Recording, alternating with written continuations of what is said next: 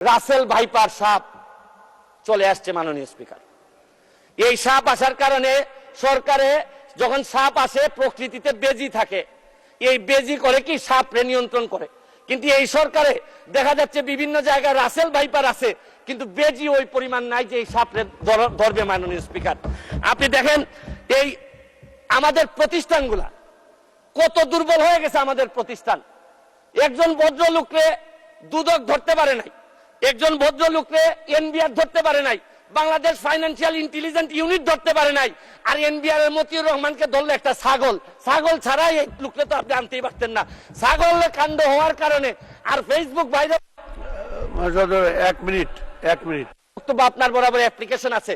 আমি 247 ইনভোক করতেছি। এখানে 247 হচ্ছে কি আমার বিরুদ্ধে এখানে একজন মাননীয় সংসদ সদস্য আমার বিরুদ্ধে অভিযোগ দিয়েছেন। আমার আত্মপক্ষ সমর্থনের সুযোগ দেওয়ার জন্য, আমি সময় দেওয়ার জন্য আপনার কাছে দাবি জানাচ্ছি। মাননীয় স্পিকার, এখন আসেন আপনারা বেনজির কাণ্ড, মাননীয় সাবেক আইজিপি উনি এত বড় হয়ে গেলেন, মন্ত্রণালয় জানলো না, মাননীয় স্বাস্থ্যমন্ত্রী জানলেন না। এই বাচ্চাটা এত বড় হয়ে গেল, আর কিছুদিন সুযোগ পাইলে পুরা গোপালগঞ্জ কিনে ফেলতেন এই বেনজির সাহেব। তারপরে এইটার দায় এই মন্ত্রণালয় এড়াইতে পারে না। মাননীয় স্পিকার,